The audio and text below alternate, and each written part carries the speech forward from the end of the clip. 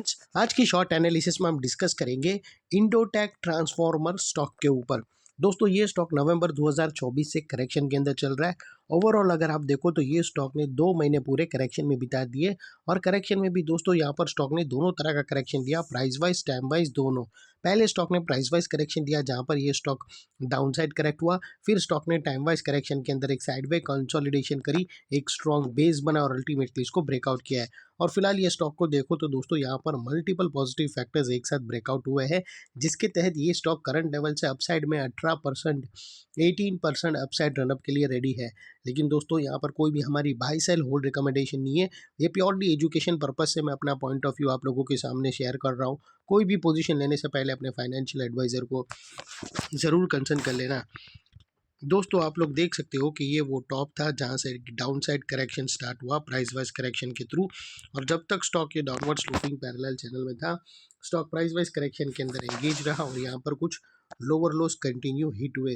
दोस्तों अगर आप देखो तो फर्स्ट लोअर लोज यहाँ ट्रिगर हुआ, सेकंड लोअर लोज यहाँ पर और लास्ट लोअर लोज यहाँ पर।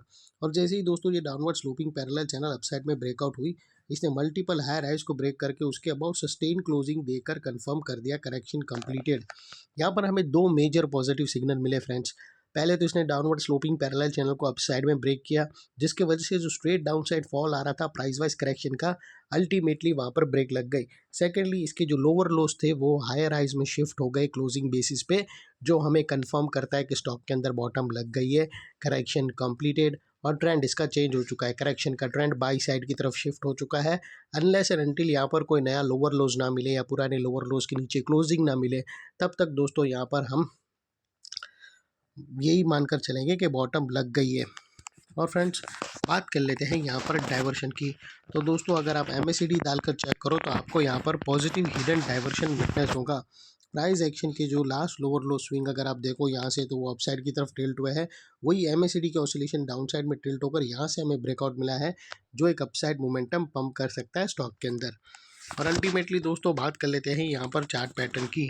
तो फ्रेंड्स अगर आप देखो तो यहाँ पर हमें एक ज़बरदस्त पैरेलल चैनल ब्रेकआउट होते हुए यहाँ पर क्लियरली विटनेस होती है।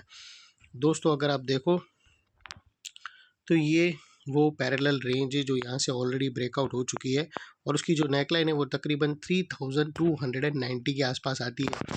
ये जो इनसाइड रेंज है ये तकरीबन दोस्तों 18% की है, 15 से 18% की है, जो ऑलरेडी ये नेकलाइन से ब्रेकआउट हो चुकी है।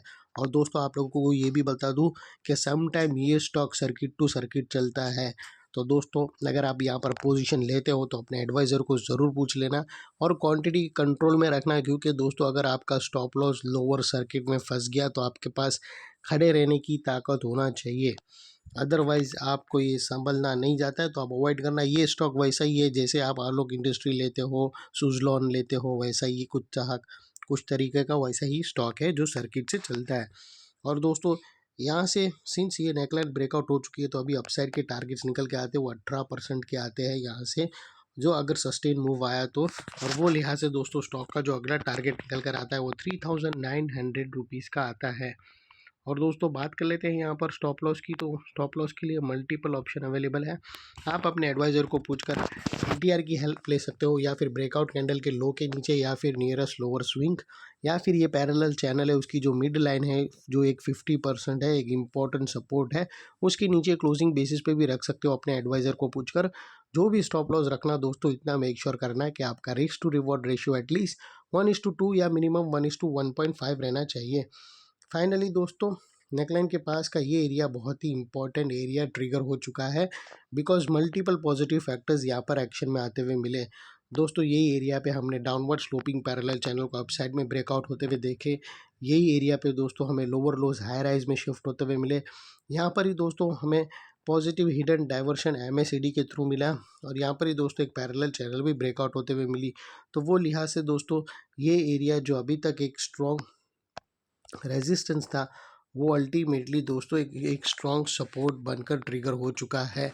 और इतने बड़े स्ट्रॉन्ग सपोर्ट के नीचे क्लोजिंग बेसिस पे आप लोगों का स्टॉप लॉस रहना चाहिए जो आसानी से हिट ना हो। और बाय एनी चांस अगर क्लोजिंग बेसिस पे हिट हो जाता है तो नो इफ़ नो बट सीधा स्टॉप लॉस देकर ट्रेड को वाइंड अप कर देना चाहिए।